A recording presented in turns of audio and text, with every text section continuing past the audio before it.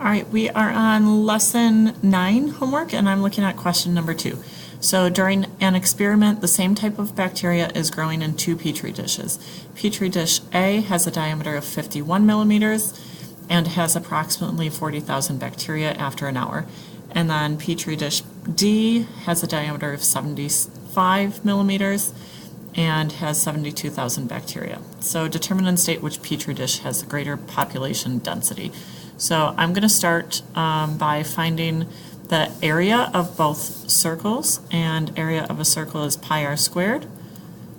And so I need to know r, and if my whole diameter is 51, then half of that is going to be 25.5. And over here, half of 75, my radius is going to be 37.5.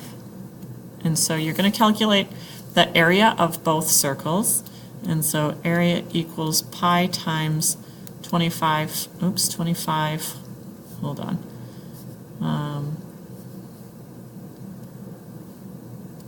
So 25.5 squared, and area equals pi times 37.5 squared. Okay, once you get each of those areas, then you're going to take the population or the amount of bacteria and divide it by the area. So you're going to take 40,000 divided by the area, and that will give you the population density. And you're going to take 72,000 divided by its area and get that population density. Then you just want to figure out which one has the greater population density and give me an answer there. That's it.